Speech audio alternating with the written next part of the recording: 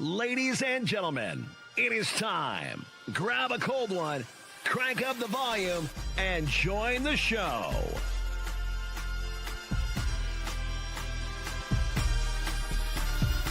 Welcome to NBNR Live.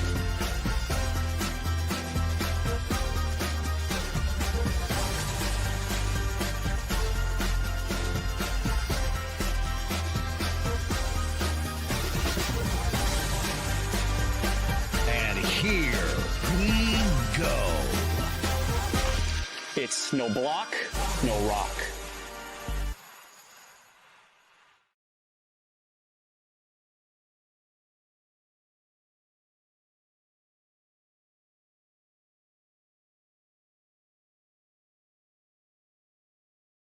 Nebraska picture. So Which you one? look Yeah. handsome with your suit. Oh, okay. Yeah. Yeah, the headshot one. Yeah. The official. That was one. a good picture. That was a good Yeah. picture. It's good for like all the parents in the audience. Yeah. Yeah. They felt like that one. Well, yeah, they're going to see your face and want to click on the episode. Hey, That's the whole point. I'm all for that. I'm Yeah. all for that. They ain't clicking for us. No. Go Big Red indeed. No block, no rock. Coming at you once again from the Sinovation Studio in Omaha, Nebraska. We have to give big old props like we do every week to Heavy Brewing once again. The best brewery in the state. I'd agree. Like, I kind of said it as a question, but it is a statement. I am drinking their Fest beer. It is just like all their beers that I've had. Freaking tasty and amazing. And I think you guys are also drinking the Fest beer. No, I am drinking the Crazy Dunkel. No, you guys actually, Creepy Dunkel. Creepy Dunkel. No, which is you are both drinking the fest. I'm drinking Creepy Dunkel. You're Creepy Dunkel. okay. Well, you switched it up on me. You're drinking Dunkel over there. Yeah. Okay. yeah. But you guys go ahead with your beer talk because I want to Hey. talk about Creepy Dunkel. Connor just couldn't let her roll, could he? I believe I can't. He's got to roll, baby. I'm a beer nerd, and this is a beer segment. Yes, you are. You are a beer nerd. I did find out that the Fest beer is it's a big bitch. According to Jeff, All right. he said it is a big bitch. It's 6.5% or 6.7%. So So for the uninitiated, a standard fest beer is going to sit between like 5.2 to 5.6. For a fest beer, that is a big bitch. He would not be lying. at Yeah, that point. no, that is incredibly fair. I've got the Creepy Dunkel over here, and we've had Creepy Dunkel on the show before. But I'll tell you what, it is just as good now as it was then. It's phenomenal. I know we're going into springtime. People might say, why are you drinking a fest beer? Why are you drinking a Dunkel? But like today was a warm day, right? Yes. But I always say this is full spring. It's full spring. We're warm now. We're going to cool off over this next week. God, I have a feeling we're going to get more snow. This is a You good shut your time. mouth. Yeah, what are you doing? You stop. No one has ever accused me of being a popular man. Drink your Dunkel. And Yeah. let us enjoy our drink your weather. Yeah. Dunkel. But like, this is a good time. Enjoy those malty beers. We'll get into the lighter stuff as we get to the summer months. Let's enjoy these while we've got them. Okay, now Elliot, here's the thing, right? He has a history of being wrong too. Okay. So do you, you bitch. I know that's true.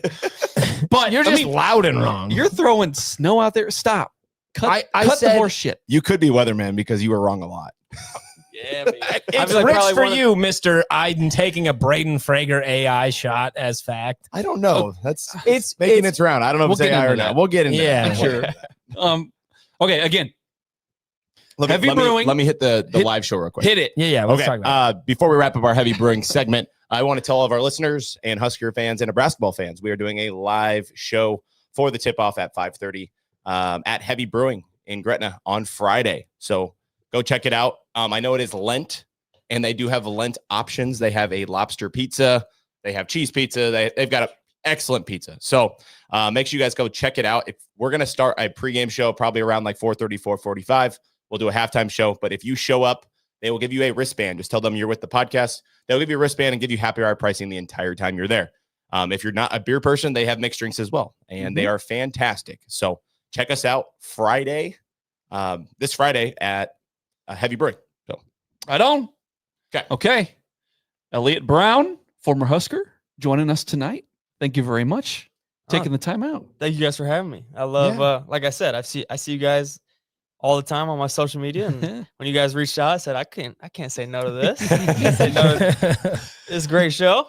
Appreciate that. I love the name is what I love the most. Yeah, I was excited to ask you about that. That is, if there was a term that I've heard my entire football career, I would say that is probably at the top of the list. Yeah.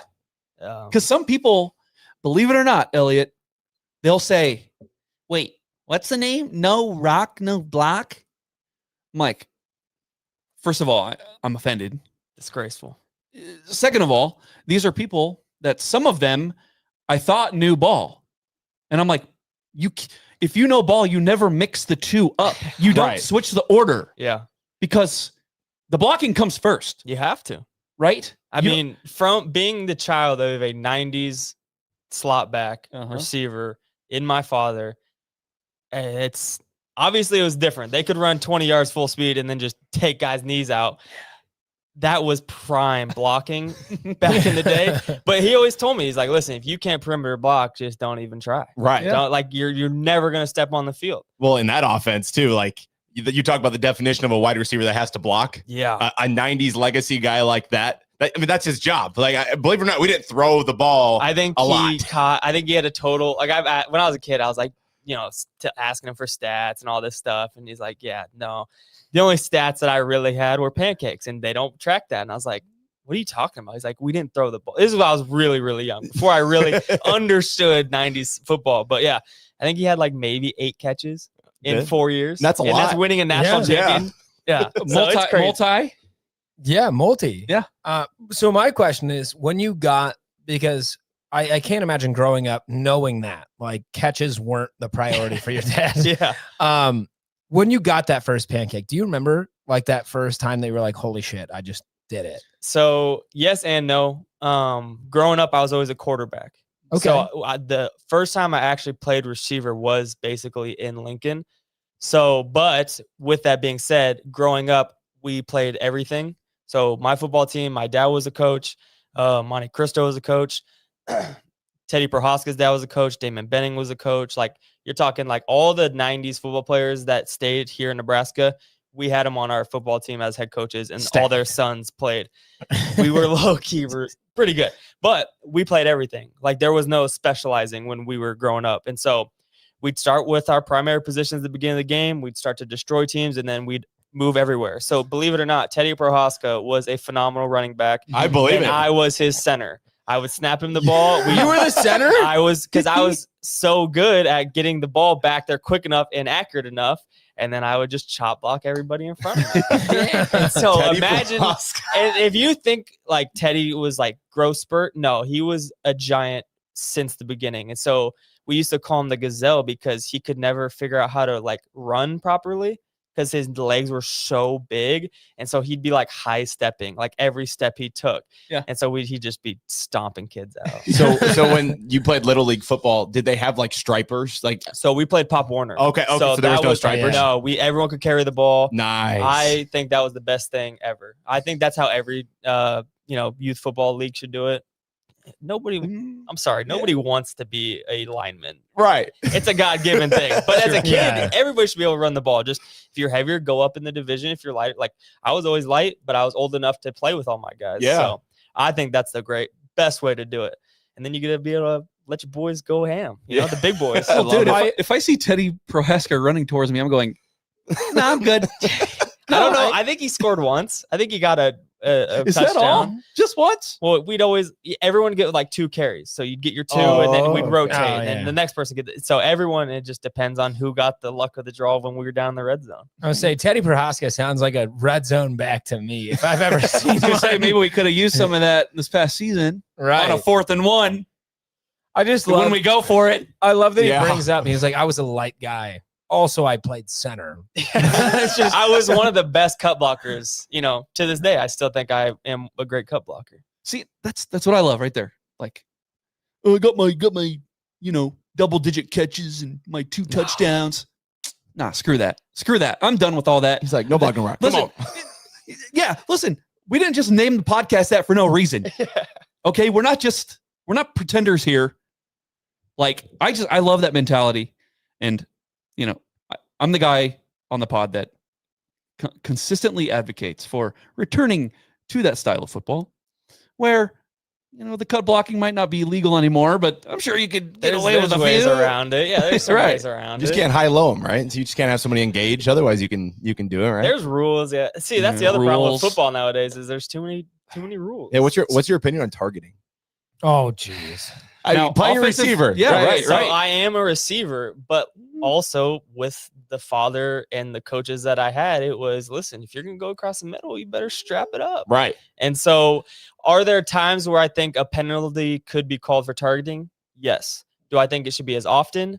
No. And I do not like the fact that they get ejected. That's crazy. I think if you're going to call, just like anything else, if you're going to call a penalty, just give them the yards. And, if you really want to make it a big deal, make them sit out for a couple plays or a series or something like that. But ejecting guys is Yeah. And then like the one that carries over to the next game. It's wild. It's like, Okay. and I think there's a rule that they're proposing to get rid of that, at least the carryover. So if you get Yeah, targeting in the okay, second half of a game, you won't have to sit out the next game. So, but then That's what happens crazy. if a first half guy gets a call? Then he gets the He second gets- half. He gets the whole game. Yeah. So it's just, so stupid. I don't know. I think protection of, defensive players sometimes, yes, you need some of them. Like some targeting calls are just blatant. Sure. I would call them. But sometimes when you're getting into that, like, he kind of hit him.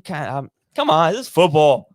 Right. Yeah. You're going full speed and like you try to pull up and That's people when get guys injured that way hurt. too. Yeah, Yes. that's when you get more hurt is when you're like unsure. Like if you're like Tentative. almost you're tentative about it. That's when stuff goes bad. I think that targeting is a good rule, and I might get some hate for that. I know there are people in our comments who don't love targeting, and I think we can all agree that it's very ambiguous. Mm.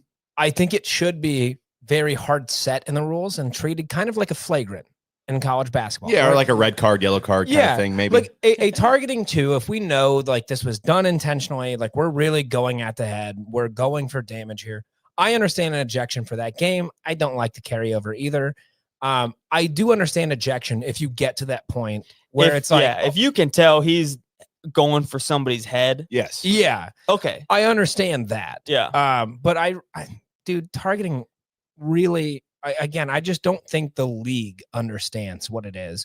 And it's why you see so many times that like, I feel like Nebraska fans mostly are the ones complaining about it. And maybe that's because I'm in this bubble. You're in this Yes. bubble. That's Yeah. most definitely why you. Yeah. But like we see so many different ways to interpret this rule that again, I don't think it's just the fans. I think it's the officials too, that just have no idea how to interpret it. And it needs to be really hard lined. Well, and the other thing that, as a college football player, you always have a lot of beef with the officials and the referees. But then on the other hand, like these guys have a million things to try to Yes. remember and look at split seconds. So like one, how about we make it easier on them, like you were saying, and make it black and white. If something goes on, boom, that's a flag. False start. Right. That's a very easy thing to see. Yes. If somebody moves, it's a false start, blatantly. And so like I feel like if I wouldn't want to be a referee. One, you get yelled at 24. You can never do anything right as a referee. You make And so, one like, fan base happy, you make the other one pissed off that's at you. what I'm saying. Yes. Right. It And doesn't so matter. like there's a lot like credit, like honestly, credit due to these referees that are still out there. Like there's a lot of stuff they got to try to figure out, remember, call on the spot, split second decisions. Like I wouldn't want to do it. And so that's a good example of like maybe if we make it easier on their lives, it would be a little better. Hey, we're a Nebraska football podcast. Credit to Big Ten refs. We love them, right? Why? Love them. Why do we love them? Well, we want to give them credit for doing a good Yeah, job. Their job's really hard. Yes. They're great. We like them. If Yeah. anybody loves Yeah. you, it's us. Yeah. Hey, big fans. We appreciate what you guys do, right? Sure. No, you guys are like, Mike, do a turn damn the good cameras job. off so they can't see the Lincoln. no, like you're right, man. Like, and of course, the replay you slow it down. Yeah. You can see like I mean, everybody's that's just fucking like nose hairs, and it's like, wait, his nose hair moved. Nah, like it's just so ridiculous. And I mean, it's like the Sunday morning coaches. Like, Yes. yeah, it's way easy to criticize somebody the day after when you're watching it in slow motion Yep. for the 15th time. But right. when you're actually doing it in Right. game, in live time, it's not, not always as easy as this. 100%. And I think a lot of the times too is, I think on a weekly basis, your priorities are always changing because guess what? They have bosses that they need to answer to. And they have emphasis too. Like right. Those different things to emphasize. Yeah, they have to emphasize these things. Look for this. And then you got each coach on each sideline saying, hey, number 13 keeps cutting him. Look at him. He's doing this. Watch it. Watch it. Right. Hey, 15, that Dylan Raiola kid, he just kind of lofts it up there and prays for a OPI. Or for a defensive pass DPI. interference. Sorry, DPI. The just kind of underthrow lost it up there. It was a good part of the offense. I like that. Yeah. The ball moved a lot when we did that. Probably the most when we did that. One thing that just got mentioned was going to the film room. Yeah. Was there ever a time in the film room where you felt like walking in? You were like, oh, shit. Like, I'm going to get called out for something? Oh, me personally? Yeah, you personally. Yeah, there's a couple times. I mean, granted, calling it the way it is, I didn't play a whole lot. Right. Yeah. But you saw the field. Yeah, but practices and there's some times where I would say there was a handful of times where I knew this one's coming, and there's nothing you can do about it. Just take to the chin and hope it goes over quick. How do you prepare yourself mentally for that? And what was, if I can ask, what was the worst that you got? Or you could talk about somebody else getting their ass ripped. Yeah, either or. Yeah, you don't have to go on yourself. I will say, well, for me personally, I never had like I said, there was nothing that was so blatant that it was just what were you even thinking? I made mistakes, obviously, but for most of the time, I wasn't nearly as bad. But I remember there would be times where you'd be sitting in there and you just get secondhand embarrassment for some guys. You're just like, oh, please make a stop for him. Just please, just next clip. Because you'd get some coaches that, I don't know if they like it, but they'll rewind that thing. Just they get to the clip and just make us watch it 20 times. And you're just like, yeah, we get it. We can move on. I don't for a specific one. I don't know about a clip, but there was times you'd be in the film room, long season, fall camp, whatever you want to call it. And the non-film, calling outs were almost even worse. There'd be guys sleeping or whatever, and those I think those were the worst because it's just in the moment. Oh yeah, bad ball. When those coaches go back and rewind, was that something when you were taking reps that lived in your head? I can't repeat that mistake. Even if it wasn't me, I can't repeat that mistake. Yes and no, because you knew if they had an emphasis on let's say obviously Nebraska football is quite the last couple of years have been historically high turnover rate, and so ball security was a big thing for us. And so that was one where you get anytime you had the ball in your hands, you have to protect that thing with your life. And so I remember one time it was fall camp, hot, we were going forever, and I caught a ball over the middle, turned out the field. Somebody came up behind me, peanut punched it out. Oh yeah! Instantly, I was I was so gassed. I was I don't even care. He ran back to the huddle, and then after you're that one's coming up. I already know for a fact. And then you just it's one of those things that you he's taught. Whoever coach is talking, you're I know you're better than this. You're just I know it's hot. You know it in the moment, right? Oh, instantly, I see the ball out in front of me. I'm just all right, well, nothing I can do now. Yeah, that's over with. You talked a little bit about how you're well, I don't have a lot of film because I was on the field a whole lot, but let's talk a little bit about your journey to Nebraska. How it started. Obviously, you said you played quarterback at Elkhorn in high school. Elkhorn South. Oh yeah, the split. Don't forget. Elkhorn South. Yep. And then you walked on at Nebraska, right? Yeah. Yep. I was a walk on. Yeah. And so obviously, Dad played at Nebraska, multi-national champion. Lance. Yeah, Lance. Yes, obviously. Got to shout him out. Obviously. Amen. Talk about your journey a little bit. What made you choose to go to Nebraska versus maybe getting a scholarship at a lower level or anything like that? Yeah, no, this is one of my favorite questions, especially if any young athletes out there listening to this or sees this. So, quarterback in high school. That's really all I ever played growing up. But I knew with my dad's help and experience, it's you're never going to be big enough to be a collegiate quarterback. Your arm's not strong enough. Just that's how it is. But I think Dad would always tell me you're athletic enough to go play as another position, whether that maybe was a DB or receiver. I always kind of leaned toward receiver just because that's what he did. And that's what I thought I was better at. So going into my junior, senior years when I started to really, take training, serious. I always trained hard and lifted and ran and all that stuff. But going into my junior year, I was okay, if I'm going to do this and really commit myself to going to play at a, college level, like I'm going to go 100% in. So my training in the back of my mind was like, you're always training for athleticism to get into a college. And so that was always one thing. But yeah, went to a bunch of camps, film was just trying to show off like what I could do as a football player. Had interest from, some smaller schools, and then Nebraska, obviously. Actually had interest from Harvard, which was a really big one. Wow. Yeah, that was, holy cow. I was 'cause really, you're all academic, like for Nebraska. So yeah, like smart I was guy. always a decent, I wouldn't say smart, but I knew how to get good grades. Yeah. Hey, you know how to There's a difference. play the system a little bit? I don't know. Hey, the 4.0 GPA in high school is what it is. Yeah. Harvard. Yeah. And so I was like really, really considering Harvard.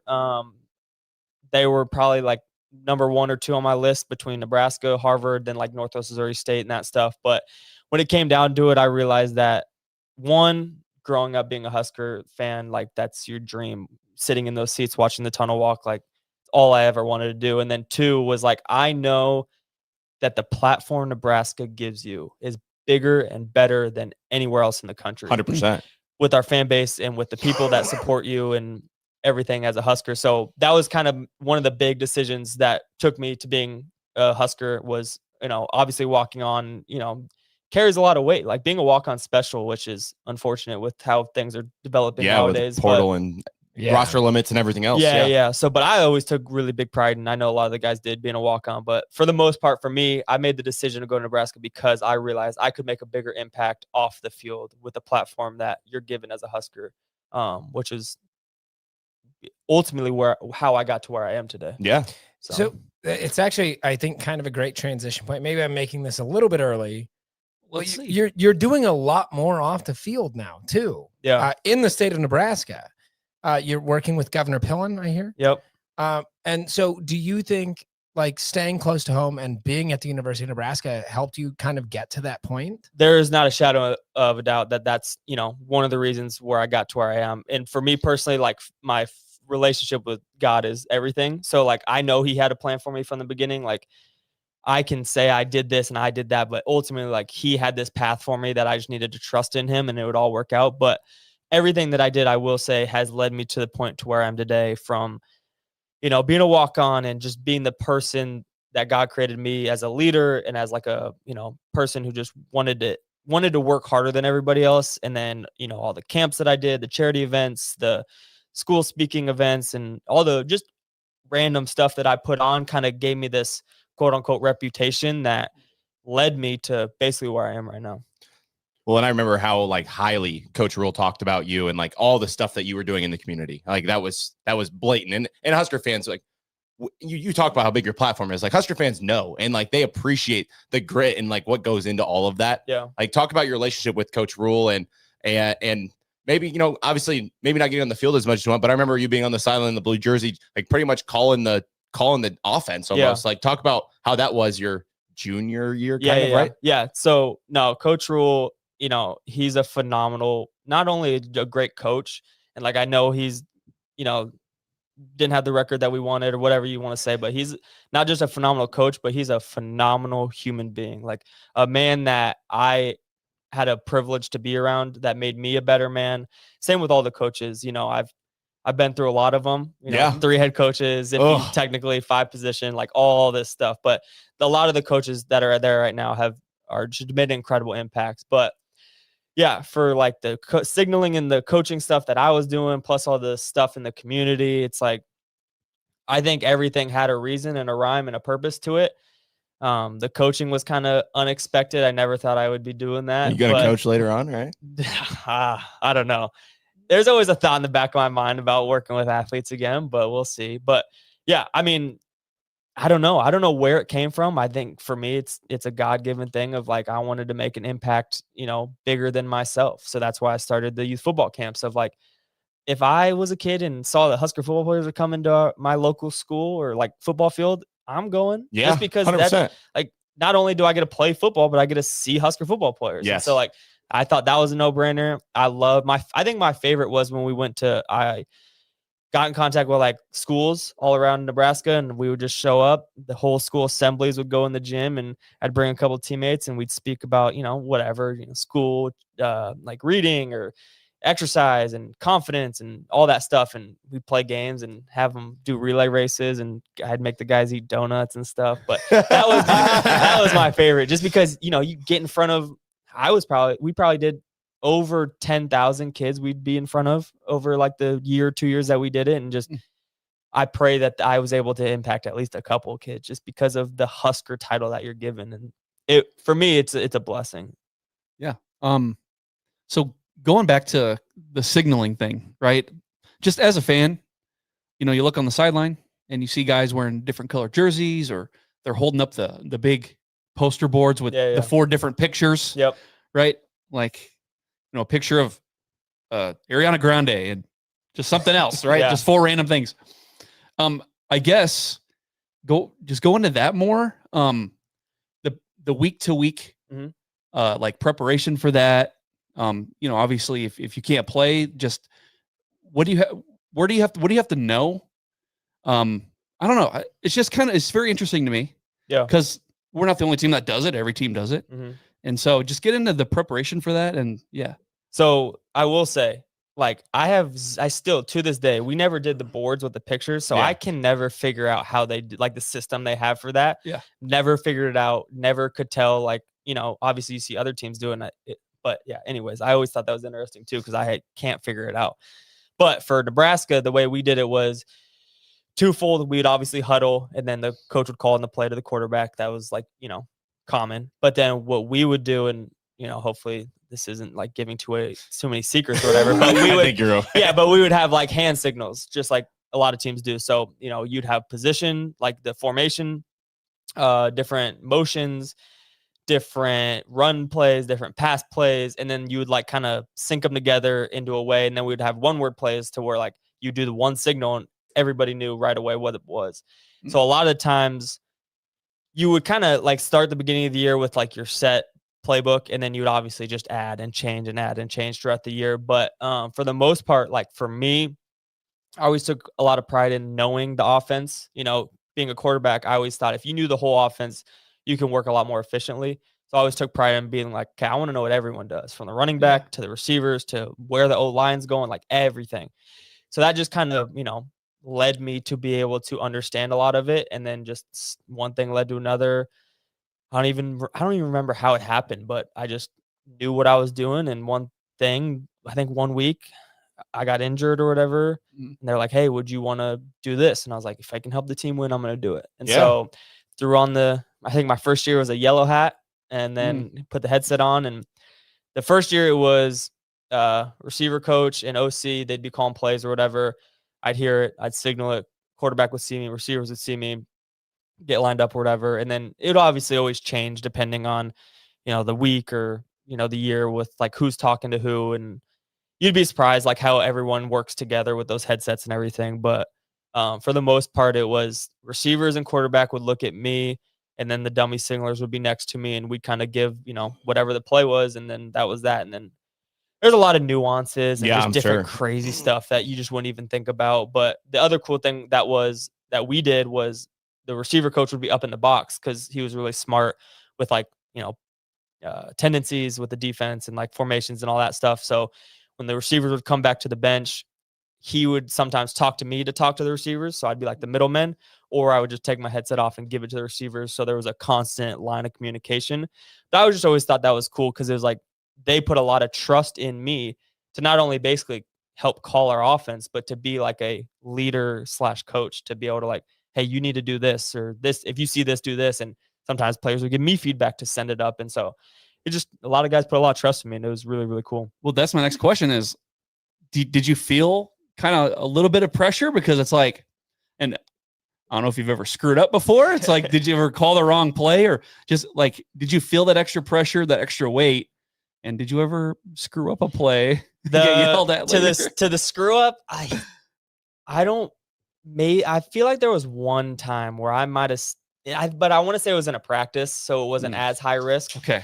Still not ideal, but Coach, I don't think Coach Fat is watching right now. So he's watching right now. Yeah. Hopefully it didn't lead to a pick six or something. No, I think it was good, because I think I was like, just started screaming. I was like, oh crap, no, God, stop. But no, never mind, scratch that. Bad call. And then they ran it. I'd like to say we like got the first down. I was like, we should have called that anyways. But I know what I'm doing. Yeah. But no, for like the pressure and stuff, I would say there was, pressure is a privilege. And so when I had that opportunity to be like, hey, you're almost like, you're not running the offense, but you're a major key of how this offense operates. I took it as like a privilege. And so I made sure that if I was going to do this and help the team, I was going to do it to the best of my ability. And so, yeah, there was, just like everybody's got put in the time and the effort. So there was a lot of studying, a lot of, getting with the quarterbacks or getting with the coaches extra hours to make sure like, okay, this is how we want to do this, or what if this happens? So just, there's a lot of stuff that goes on. There's a lot of hours put into it, not just being like on the field, but everyone does that. So don't think I'm like special. Or anything. Right. I, 2 parts of this. One is not a question. I want pressure is a privilege. Yeah. Is something that I think we need to have clipped. I mean, that's just such a great phrase. I will say I got that. I don't remember who it was. It was a USC fighter. I want to say Alexander Volkanovski, who's like the GOAT at 145. But anyways, it wasn't. I didn't come up with that. But that was. You're the first one to give it to me. No, but that was. I think that's such a, like you said, it's such important. Like a lot of people see pressure as like a lot of people almost cower at it sometimes. Like they get scared and they want to fold under pressure. Like, listen, if you have pressure, that means you're doing something. Like you have a real opportunity to either make a play or make a change. Everybody's got pressure in some way, shape, or aspect. So like take it as a calling and like really lean into it. Yeah. And so when you go into, you said you wore a yellow hat. Yeah. When you went into that, we go into our signal calling. Mm-hmm. It's like you're learning sign language. Yeah. Right. Yeah. So like when you first get into that, how daunting is that task and how do you handle that? Because like that can't be easy. Again, like we talked about, have you made mistakes? And you said you did, maybe in a practice. Yeah. But like how daunting is that? And how much time, how much effort does that take to, get yourself to be proficient and doing that efficiently? So it's funny that you say it's like sign language, because like growing up, I learned sign language a little bit. Really? We had a family friend who had Down syndrome, and that's a lot of the times a easier way for them to communicate. Instead of speaking, they'll learn sign language. And so I had a little background of it. So it's very, very similar, like the way you move your fingers and the way because it's so like, you'd be surprised, like, because guys would give me shit sometimes about like, oh, your job's not that hard, I could do it. And I was like, okay, go ahead. Yeah. Try it. And so like you got to hear the play, then you got to kind of like think about the play. So that way, because like you can't just like hear it and then do your hand signals just like easily. Like you got to have a process. Like I would hear it, say it out loud, and like I'd chunk it up. So I'd be like, okay, this is the formation. And then I'd kind of flow into the motion and then into the play. And then there was always like something. Then you would clap to like end the play. Then you'd have to do it again because somebody usually always missed the first one. So there's like a way to go about it. And I don't know if I got it. Like I wouldn't say I was perfect at it because somebody would always not see something usually. But like I just found the process of how I did it and the flow and style. And, you got to be sharp with it. Like, because if you just kind of like throw up your fingers real nonchalantly, it's really hard to see that all the way across the field. Yeah. So those are all just random things that like just learn with time. And then you get with your receivers and your quarterbacks to be like, hey, what are you seeing from me? Or how can I, help you with this? Or where do you want me to stand? Because that was a big thing too, is like they would like to look backwards to get out. You got so many people on the sidelines and on the field. It's like trying to find, and I'm not the biggest human being ever. So trying to find the little white kid in the yellow hat was like a little harder. So it's like they're kind of trying to find me. And so just all those random things. But for the signal aspect of it is we would do signal. I mean, every practice I was doing it like nonstop. And so a lot of the times I would, like when we did team periods, I wouldn't go run plays. I would go signal to try to just get that, help everyone understand what I was doing and how it looks and all that stuff. And just, the more you do it, the better you become. But then like on Thursdays, we run through the signals of like our main plays for that week. And so it's just like repetition after repetition was like the biggest part of it. So like, hold on, just real quick, just because it's right there. To those people that said, I could do it, that's nothing. Did you say to them, yeah, well, did Harvard want you? Yeah, right. Yeah, exactly. I didn't think so. I did not say that. Should have thought of that. Yeah, you should have. That was a good one. Yeah. I could be at Harvard right now just saying. Well, I'm glad I didn't go there because Bad ball. Bad ball. You'd have been a cool quarterback, though, right? Next Fitzmagic. I would have stayed. I would have still been a receiver. Oh, okay. Yeah, they actually. I will say that was probably the most love I got from like a coaching staff at receiver. Was Harvard really liked me, but God's got a plan. And thankful I didn't go there because 2020 they had protesters running out on the field, and I don't know if you're very well aware of my political views, but I don't think I would have gotten along with a lot of Harvard students. Yeah, that's okay. So Nebraska was, and I'm glad I went. So when we talk about our sign language, our signaling, I was a semi-successful baseball player. Yep. If you count 7th and 8th grade. That semi is doing a lot of heavy lifting there. I was a 2-time league champ in middle school. But what does that even mean? In Louisville. Go clap. Thank you. See, I get some credit. Not What from position? you guys.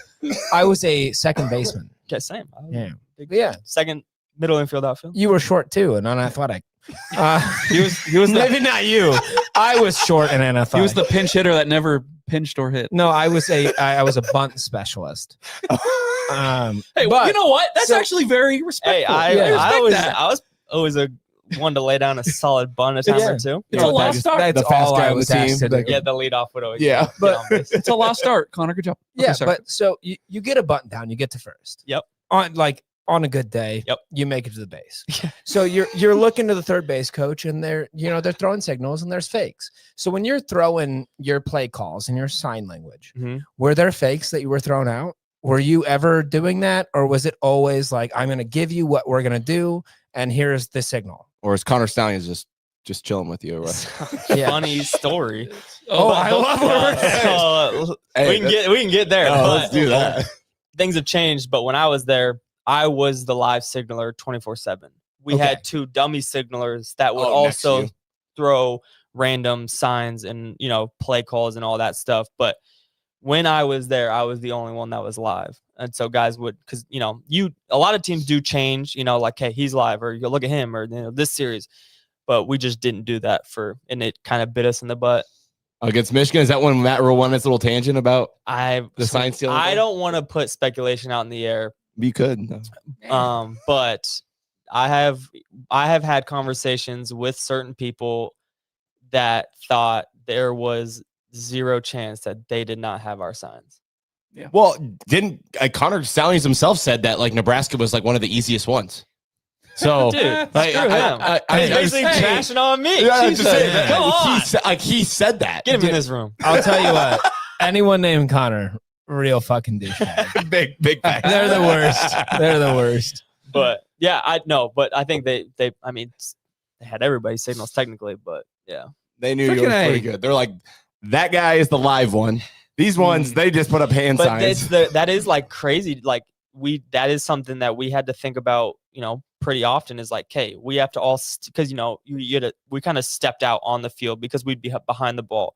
So I'd step out on the field to give them a better view. But we all had to step out at the same time. Yeah. We all had to clap at the same time or end the signals at the same time. So all these little niche things that originally I would never think about all are super important because people pick up on tendencies. You literally have guys in press boxes staring at signalers in offensive play callers and the offense in general, just trying to find tendencies. Just any sort of advantage. And some people, they're like, well, the Connor Stallions thing's no big deal because they didn't give him that much of an advantage. Everybody does it. And all right. Come on. If you know what play they're on, even if you know one of 3, right? If you know one of 3, you have an advantage. You'd be surprised at how, obviously college football and professional football is very complicated, very difficult, but you'd be surprised how easy some of it can be. And so certain times, if you picked up and figured one little niche thing out, if you use it enough as an offense, you're going to get big turnovers or stops or whatever you want to call it. But yeah, it's kind of insane how much of a difference some of that stuff can make. So I guess maybe I'm diving too far into this. You guys tell me if I am. This is the most signal talk I've ever gotten for. Yeah. This is awesome. Well, it's kind of fun. We haven't had anybody I that's... consider myself an expert right now at this point. I'm a signals nerd. So you wore a yellow hat. Yep. Is that a metaphor? Did you literally wear the yellow? No, No, like actually it was yellow a Husker hat, it was right? a Nebraska Yeah. hat, like one of the like floppy dad hats that was just yellow. And you were 24/7. You were the live caller. Yeah. Do you feel like maybe some swapping of hats or moving it around to have somebody else calling those live calls? So my junior year when I wore the yellow hat, well, I was yellow hat, and then we had a GA. I think he had like neon sleeves and a different colored hat, and then we had a third guy with a different color hat. It's like 3 different colors. But then my last year I was blue, switched it up to blue. Yeah, that's what I thought I remember blue. Yeah. I thought the blue made my eyes look better. So.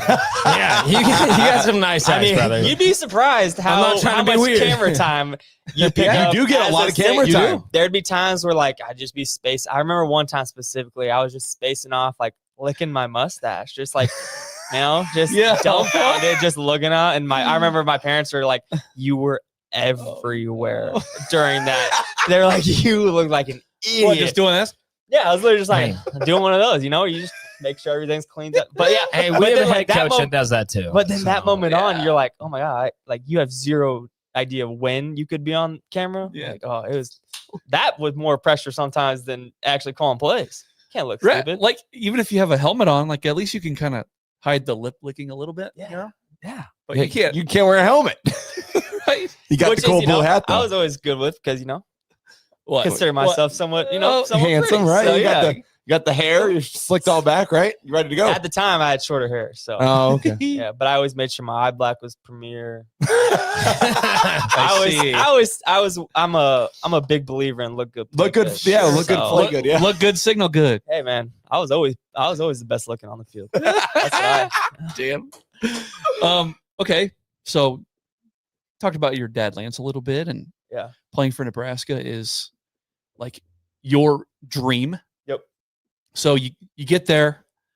I'm sure you probably did like the mat drills or all the workouts and stuff like that.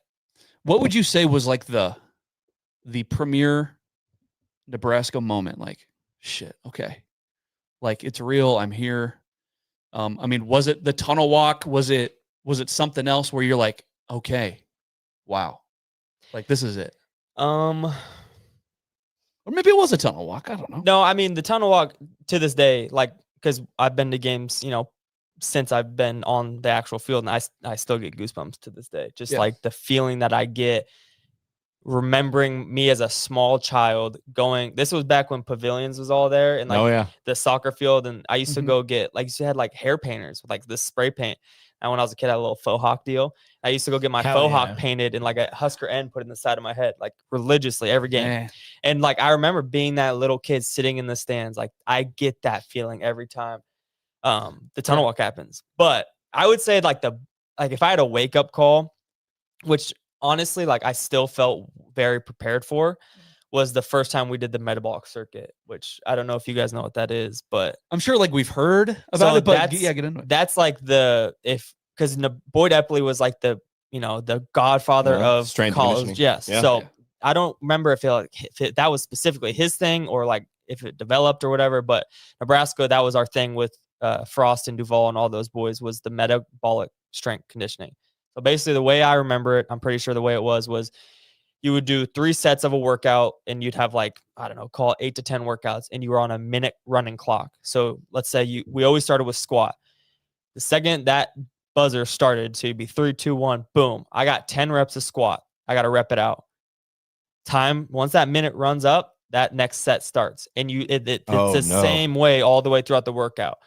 So you'd go from squat to RDL to Bulgarians to rows to, whatever it was. And supposedly when they first introduced it, when Frost got there, you had multiple guys in the hospital with rhabdo in their legs. Yeah, I would say this is the rhabdo era. Yeah, so when it first got introduced, that was when all that started. But when I got there, I had a little bit of experience because of Zach Duvall's younger brother, Gibby Duvall, ran X Edge, which was a Omaha. I trained at X Edge. Weirdly, I was not good at it.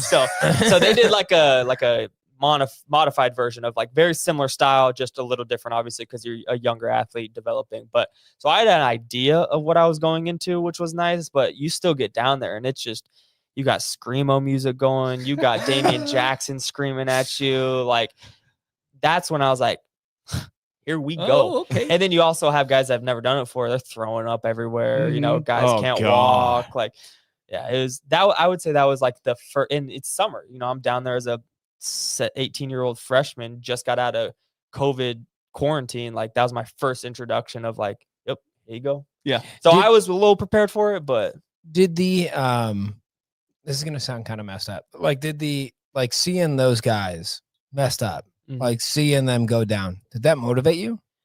Did it motivate you? Motivate. I love. Or did it just kind of prepare you? For See, what but you're I don't walking know into? how I don't know if it's just me or I'm sure there's other people like this, but I enjoy like the suffering of like, Yeah, you embrace the suck. yeah, like when I start a workout, like, and I know it's going to be challenged, I get amped up. Like, I get so excited because I know I'm going to die for like the next 30 something minutes. And then after, oh my God, I'm unstoppable. I feel so good. And so when I would see other guys, like if they would go throw up or whatever, and I would still move, I could like see them break. That gave me a little extra juice of like, okay, there's another one. Oh, Check. so okay, get him out of Yeah, here. so You're like, it's dude, me. there's Like, I'm another the leg last one up. standing. Yeah, it's a competitive thing, right? 100%. Even in high school, we used to do. Well, I go into a lot of stories about like I just loved like that. I will not give up until I can't give anymore. Yeah, and that's my favorite. So you talked about strength and conditioning and the circuit and all that stuff. What was the transition like? Because you have played for so many coaches and things. The transition in strength and conditioning, going from Duval to what's his name? Campbell. Yeah, Yeah. Was there a big change? Yeah. Like what was different about the type of workouts? Like, how did it feel on your body? Like going from that to Campbell stuff? Like what was that like? It's a big difference. I don't know what, like, if you were to ask me like which one I enjoyed more or which one I thought was more beneficial, I couldn't answer that. I thought they both had very, very positive side effects of like how they went about it. Duval was big on more weight, faster, maybe a little less technique and like form, but just do it, like grunt work. Lift it up. Yeah. Campbell is very like scientific, precise. Like if your form isn't looking great, let's take off 10 pounds to make sure it looks good. I need speed. I need everything recorded, very scientific. We tested all the time of different stuff. And I enjoyed and thought both of them were very beneficial, very different, both parties. But I thought both of them, I'd do either of them again. Okay. Yeah. Well, yeah, you always hear, like when you change, strength and conditioning coordinators, it's always, well, the new guy is better than the old one. And at a certain point, you're like, well, these guys are where they're at because their programs have to offer some benefit that either one doesn't, and so it's one of those subjects that a lot of people aren't too knowledgeable about. And like this discussion kind of comes up when, Nebraska plays games in November and it's like, well, it just doesn't look like they're as strong as their opponent. And so you end up with these lopsided results. And so I don't know if it's like a hindsight thing where you can sit here and be like, well, what are they doing wrong? Like, are they working too hard? To by the time you hit November, you're kind of depleted, right? And so I don't know if you can like shed light on that, or are they working too hard down there? Or like, I don't know. I mean, I like to think of it as like every strength coach, like you said, they're all making good money because they all know what they're doing. Right. Exactly. But nobody, like, everyone has their own thing. So it's like, for me personally, I can't tell you, oh, in November we don't look as strong or as fast because of this. Like, no, sometimes that's just, it's not your day. Yeah. Or like sometimes there are guys who, maybe this guy recovered better because he got more sleep on Tuesday, or he hit the tubs more on Wednesday. Or like, there's so many different factors to where the fact that I think people try to blame a strength coach or, their conditioning, or, because then you also hear people are like, oh, we look so small. They look so much bigger than.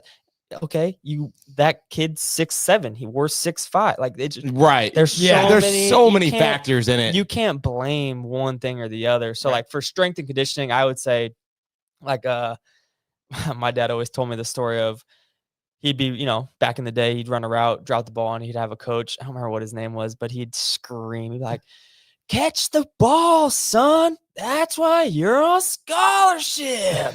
It's like everyone's on scholarship. Everyone's got recruits, like everyone's going to be good.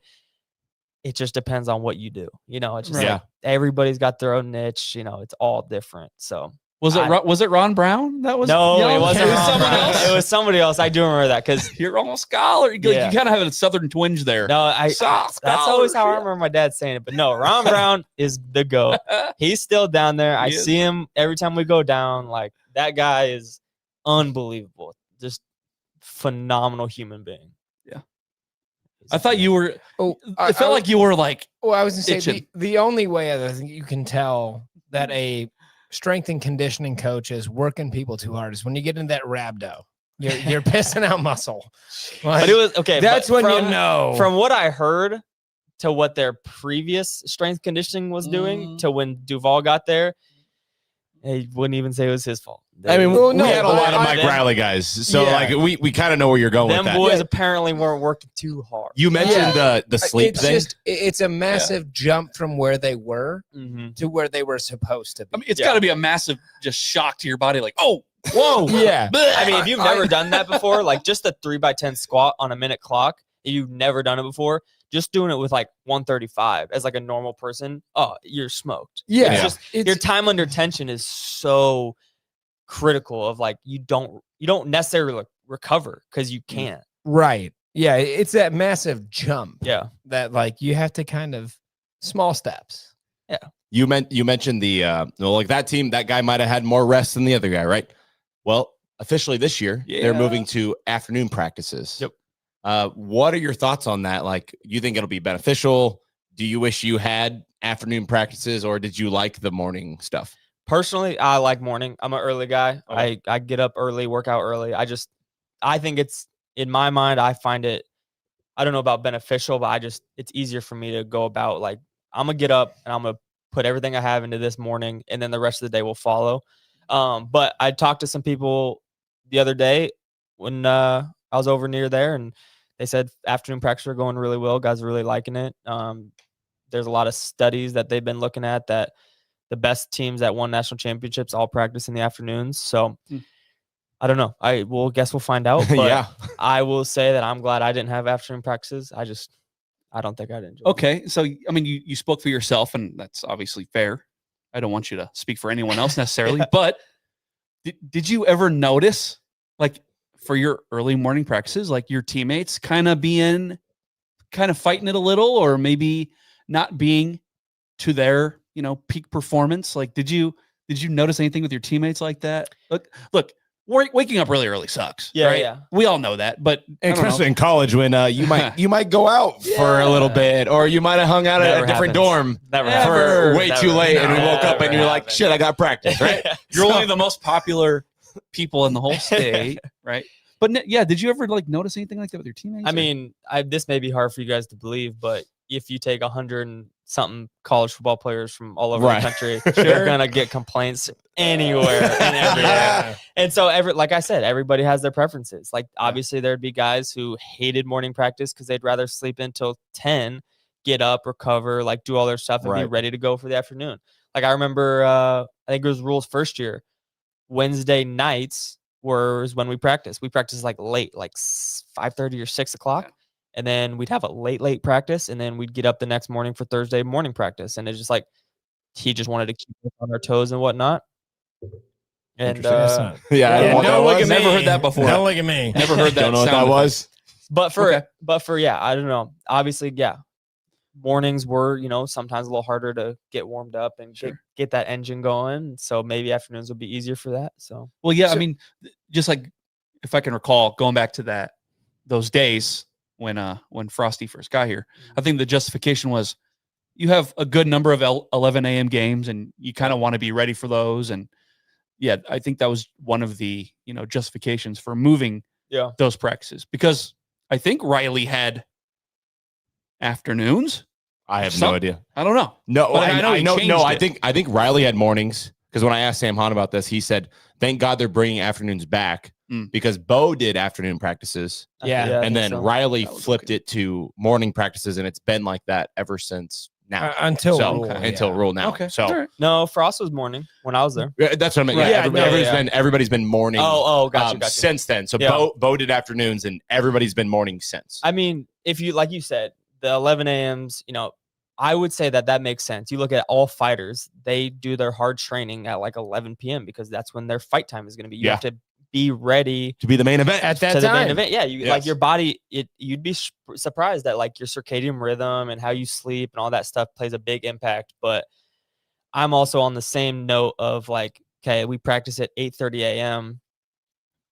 Let's say we have a 2 p.m. kickoff. 2 p.m. is going to feel a whole lot different on game day than it would, as at 8 a.m. practice. So, I was always like adrenaline's going to get me there no matter what. Exactly. So, Fair. On a game day, come on. And look, Connor, before you say your thing, Yeah. I think on this podcast, we have said that moving to afternoons is good for 2 more wins. I did not say what? that. That was not a we I thing. did That's a not you say thing. that. What? I've been a morning guy all the entire time. 2 I've more been- wins. We're beating Big Sig in Memorial Oh, geez. because of afternoon practice. Another saying. thing that I did not say. Wait, Mike, I wish you'd believe. So Why are you being such a if you While you believe fix you that. can't, you're 100% right. Mm, If you yeah. believe you Interesting. can, you're also 100% Thanks. right. Yeah. You're not telling me that. You're telling him that because you're being a little negative Nelly over there fixing the camera. hey, some of us have a Okay, job. sorry, Connor. I want to ask, when you came to the university, Can the camera see him or no? Yeah, I can. Okay. He Just can making now. sure. I don't care either way. King. When you came to the university, what dorm did you live in? There's a right answer. Well, my freshman, so when we got there, we had to quarantine for I think it was 2020. 3 weeks. Yeah, Oh, That's when yeah. we started this COVID, damn yeah. podcast. Yeah, shout out the COVID era. We quarantined in those apartments. Were you in the suites? Let me get there. Okay, sorry. I had a journey. Oh, yeah, okay. So we quarantined in those apartments. I don't know what they're called. We were there for 3 weeks. Like right by HSS? Let him finish. Okay, yeah, those ones. Yeah, those so are then nice. summer, we went to the suites, Nice. was there for the summer, then moved to what are they called? The normal dorms, the real dorms. Like Able? Yeah, those ones. Oh, see, okay. Whatever those 3 are. You were, I was in one of them for half a semester yeah. and then moved back to the suites for the second half of my freshman year semester. So I'll tell you right now, Able is where men are made. Okay. But you got that. I was You there got for that. But half you were a- half a bougie. year. You were bougie for a lot of it. And let me tell you, I'll be bougie to the day I die. I would never live in those dorms ever again. No, Able is grown up in the gutter.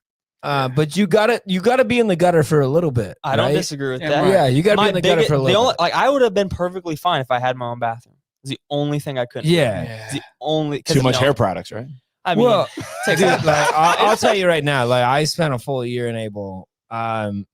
It's good. It's a fun time, but you don't realize how good you got it but then until the you other get out of there. well, then the other thing too is I hate to play this card because it sounds so bad, but Play it. as you already athletes- did, dog. But as You- athletes, one, hydration is very important. yeah. Our hours are a little different. Our working schedule of homework and practice and all these things are much different than other people that may be living there. So there's a lot of things that you wouldn't think about. I have to pee at 2 a.m. because I just drank however many gallons of water to stay hydrated for the next day. I don't want to have to wake up, walk down these LED light hallways to mess up my circadian rhythm, to walk all the way back to try to fall asleep, to wake up at 6:30 in the morning. Sometimes you don't think about those things. Sometimes those are things that are very important. Some See? people are Just now, saying. That's the Some- difference between a 4.640 and a 4.440. That's all I'm saying. yeah, people are saying, I woke up at 6 a.m. every day for a Spanish class. People are saying that maybe I had a better work ethic. Some people, I mean me. It's just me. What'd you get in that class? Great. I got an A+, baby. Atta baby. Yeah, Come on, that give was me a little Espanol. That was, Yeah, right. no, Un I know know you will. you. Un Hold on, poco. I got it for you. Hold on. Give me a second. No, that Wait, doesn't count. this That is it. doesn't Here, Mi count. prefiero. You want to hear it? Normally, I prefer backdoor. See, that's is a that? joke about gambling. Mi Wait, one more prefiero. time. I can't hear it. Normally, I prefer backdoor. That is a joke about a backdoor cover on gambling. Connor, but it was Connor. a Spanish 110 class. I was very good. Connor, me prefiero en mi culo. You prefer it in your ass. Is Not what me. You, no, that's no. not You me. just said. Her back door. You just said me prefiero. Okay. That means Elliot's you- like- yeah. Moving on. Elliot's like, Elliot's other than going that. this. He didn't even say it himself. Like, there's no Spanish. He could have said it. Yeah. Just I saying. interpreted what you said, brother. Elliot's saying, "Por qué? Why?" I only took high school Spanish. Okay. So, and I was not good at it. Oh gosh.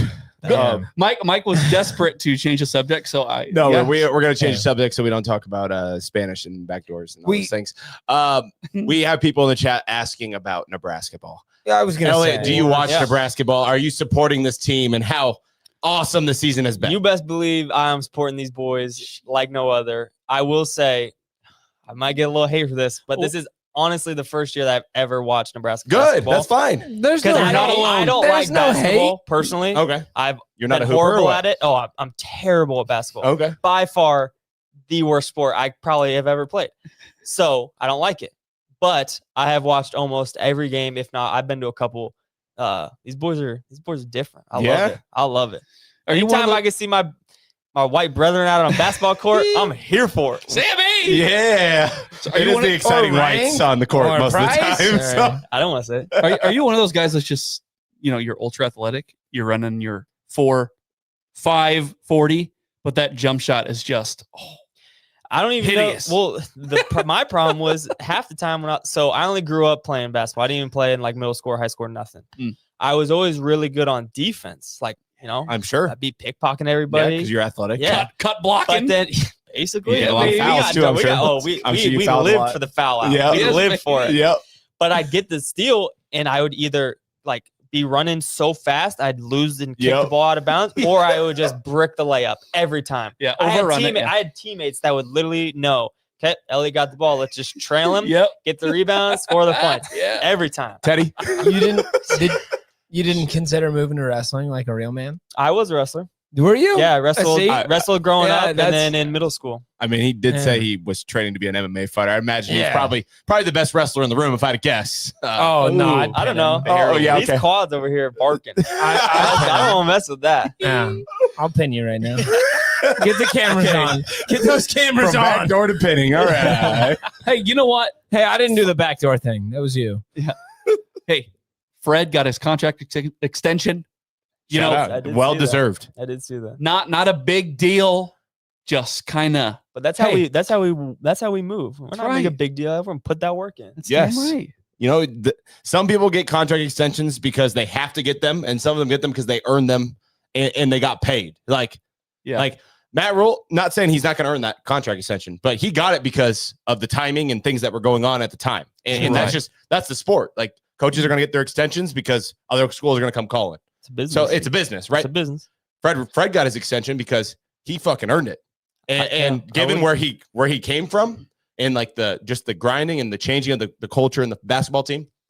Hey, shout out to Fred Hoiberg. And Jared and I are at the game yesterday. Yeah. I cannot What? I can't describe how happy I am when we beat Iowa in something. So first off, fuck Iowa, fuck the Hawks. Yes. And thank God we won that game because I was going to be really sad. You like if that we- guy that was sitting in front of us? Yeah, You no, like that fuck- guy? The guy that was in front of us was so fucking annoying because every time. So I have season tickets. I sit in 313. I'm the first row of the top. Yeah. Okay. And every time, never fails. If it's a big game, Creighton, Iowa, I always have the opposing fan sitting directly next to me or in the striking vicinity. distance. Yeah. And not just that, but like, okay, You always get the loud one. Yes, Yeah. you go to Go to a game- obnoxious one. Yeah. that's the thing, right? There's a balance. Okay. You're sitting way up in the nosebleeds. Okay. You're an opposing fan. And Mike, and I don't want to speak for you, You don't have to. but these guys, they get there and they want to put on a little show.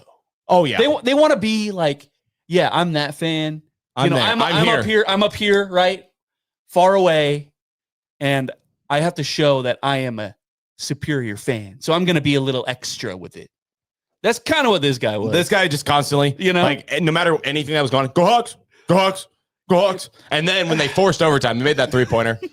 And we're all kind of putting our head down like, fuck. You turned around. God damn it. I'm feeling the Iowa thing again. Yeah. Hey, like this Hey, Iowa thing sucks. You don't got to tell me. Yeah, you know the feeling, right? The feeling that you're like, how did they do it again? We're better than them at everything. But for some reason, they win and we don't. And it's insane. But you have that feeling, you're like, here we go again.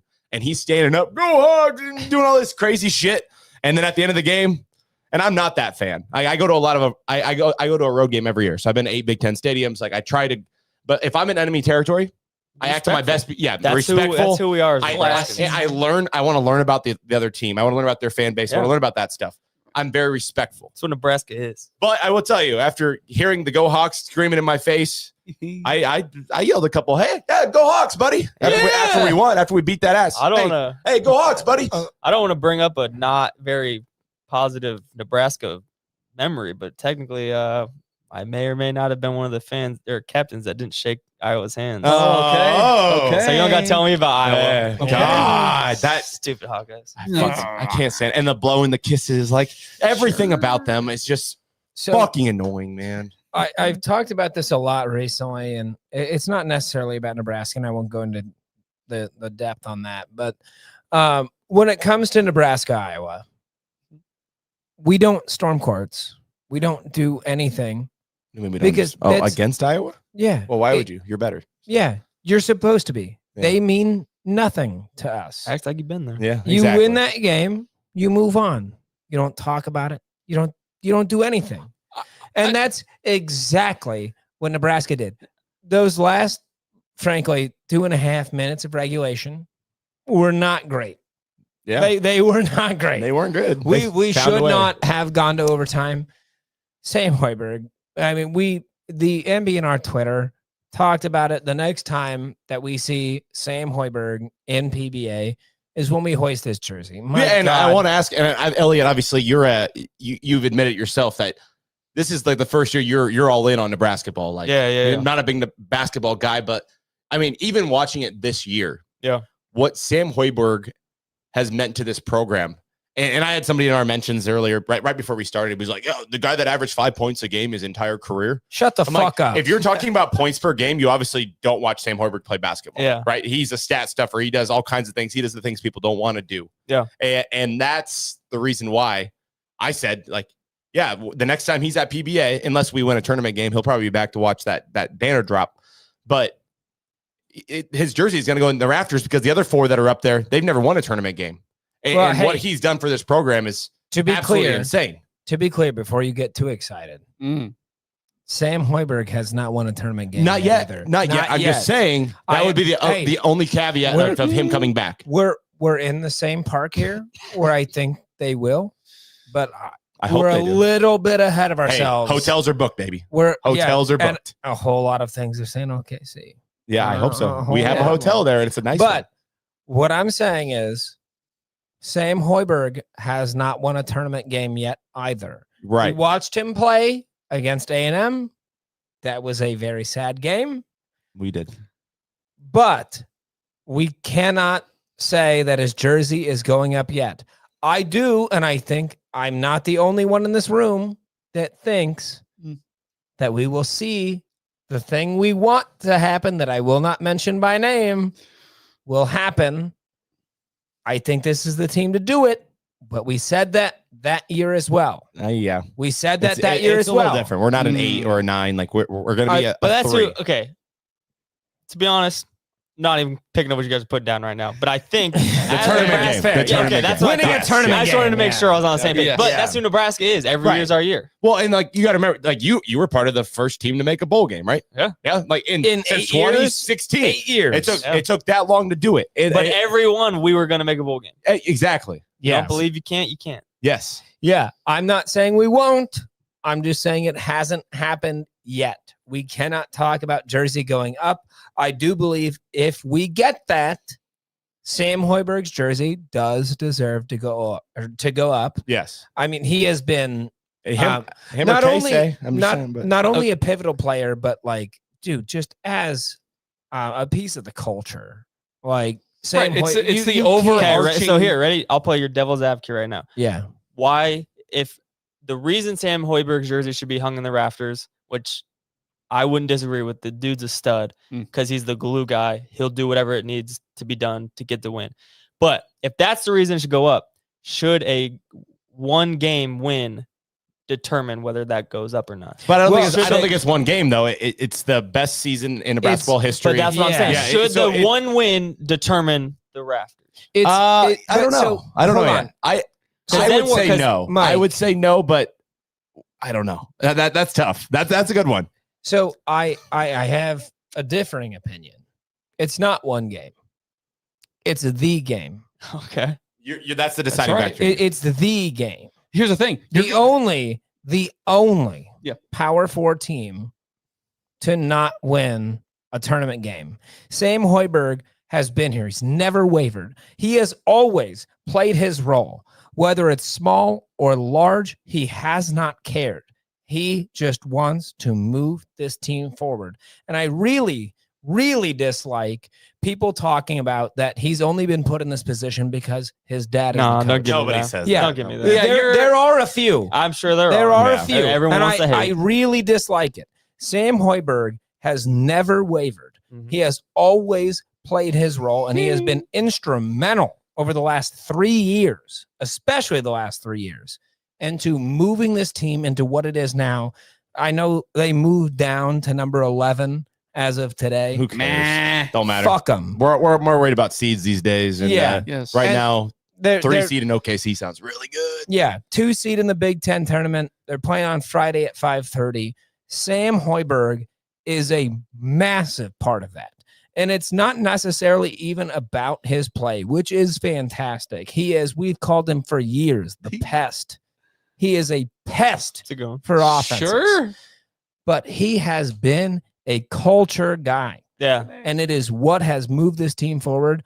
If anybody from the last 5 to 10 years deserves a jersey moved up into those rafters, it is Sam Hoiberg. Jesus Christ. No, here's the thing. Holy cow. To answer Elliot's question. Sorry, yeah, I got really excited. No. That's the longest rant I've ever heard in my fucking was life. not Podcast rant. ended 10 minutes ago. That wasn't that long. That's all right. To answer Elliot's question. If Nebraska plays 14 seed Norfolk State or Elkhorn South for that matter. Yeah. You're hanging the damn jersey. You're hanging it up there. And I'll double down. That picture of Sam and Fred hugging. That's the statue that goes out in front of PBA right there. Yes. Because it's the context of the whole thing. And yeah, we'll get shit on. We'll get clowned by opposing fan bases. Oh, that's all it took. Yeah. It's not a Shadur thing. I'm just telling you that now. It's not the same. No. So yes, it's going to happen. It's going to happen. I'm all here for it. I love Sam. Great That's guy. Great kid.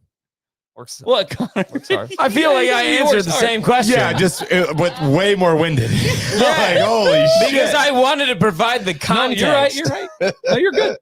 Okay.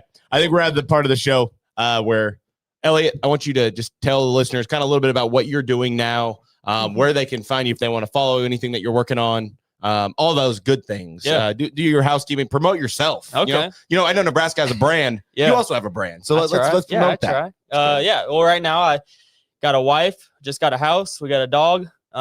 White picket fence? It's wood. It's not white. But yeah, we do got a fence now. But yeah, no, it's I'm a very blessed guy. I have the opportunity to work for the governor of Nebraska. He's a phenomenal human being. I think he's doing some really great things, just trying to impact Nebraska for the better. And I get the privilege to be a part of that. Personally, I'm just letting the good Lord take me where he needs me, his path for me right now, and just pray to do his will every day. I'm going to keep working hard. I'm doing the whole CrossFit thing. So hopefully we'll be able to compete in that, keep doing that. But then besides that, trying to do the social media content thing, got Instagram, all the TikTok, Twitter. Well, I don't really post on Twitter, but TikTok, YouTube, try to just, I've been given a platform that's carried over a little bit. So I want to try to impact people to either find their faith, find their gym, or just love on the people around them. Those are my big three goals. Yeah. Social media.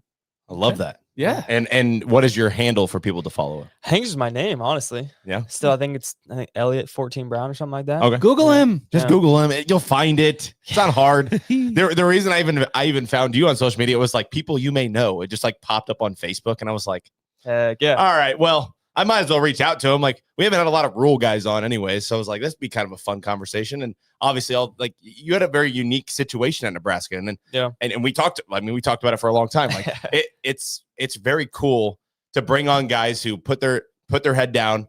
We've had a lot of walk-ons on this show, and every walk-on has told us just how much they love the place itself and like the amount of work that went into it.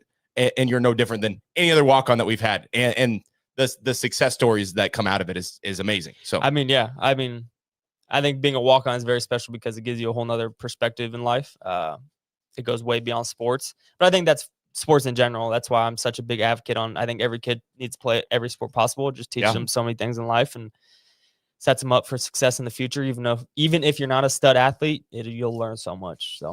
So is my kids will play everything. That's for sure. Okay. Against their will. Whether they like it or not. Figure it out. Good. It's called competing. You're gonna do it. You don't learn today. All right. Well, hey, Elliot, thank you once again. We appreciate your time. Thank you guys. Thank you. It was awesome. And before we sign off, we got a couple housekeeping things we got to do. While Connor's pulling up our Sinovation, Reed, I want to talk a little bit about our live show this Friday at Heavy Brewing. If you are just joining the stream, we are doing a live show at Heavy Brewing Friday. The tip-off for the Huskers is going to be at 5:30 p.m. We don't know who they're playing yet, but we will be doing a live show there probably around 4:30, 4:45. If you come to watch the game with us, or if you want to listen to us ramble about the game, you will get a wristband when you walk in the door, or when you go to the bar, I guess. And if you tell them you're with MBNR, they're going to give you happy hour pricing the entire time. If you are Catholic and it is Fish Friday, right? They do have Lenten options as well. They have amazing pizza, cheese pizza, lobster roll pizza, all kinds of stuff. So they will cater to you, and we will also cater to you because we're going to be there rambling about the Huskers. Damn right. Well, that's what we do. So That's what you guys do best. yeah, I mean, I have a lot of roles in life. This is one of them. I wouldn't say I do it best, but we do it. And so we hope to see you guys at Heavy Brewing in Gretna, Nebraska. Try world-class beer and excellent food and some odd takes by us. So, and Connor, take it away. If you're looking at me under a camera right now, you're going to see a very great logo behind me, and that will be for Sinovation Omaha. Sinovation Omaha creates high-impact indoor and outdoor signage that makes your brand impossible to miss. From turning your vehicle or truck into a rolling billboard to bold wall wraps that transform the inside of your business, they're going to help you help your space pop with your branding. Jared, shut up. And if you're moving locations or rebranding, they're going to help you light up the Omaha or Lincoln skyline with custom illuminated signage that puts your logo front and center. You can get a hold of them by going to omahasignsandwraps.com to get a hold of Omaha Sinovation. Jared, I don't like you laughing at me. That feels mean. Sinovation Omaha, they're the dogs. Now you're both laughing at me. I thought They're the dogs. Is that who did they do that sign right there? They do all the signs in here. yeah. So, No, you got they- that. You got that. You got everything in this I room. think I need to hit them up. I need me my own. It's LED clean. sign. Yeah, It's use real your brand. clean. I'm sure you got a cool logo, right? From All love, baby. Yeah. That's Dude, what see? I've been about. They- Put it in the gym. they Got do- a great home gym. They do everything. All right, hook me up, fellas. Yeah. Oh, hey. Go walk around the corner. You had Jimmy, I think, Jimmy popped in just before the episode started. Flip Michael off. That's the guy. He did flip me off. Yeah. Nice guy. Yeah. Good relationship. Good He's a relationship. good guy. To be fair, we all flip each other off before the episode starts. Sign of affection. Yeah. Some people say. And we laugh That's how at I each feel about other. Mike punched me in the face 2 weeks ago. I don't think so. No. I don't know. Because if I did that, you'd be dead. You wish. I've seen those arms. Those are curls for the girls and nothing else.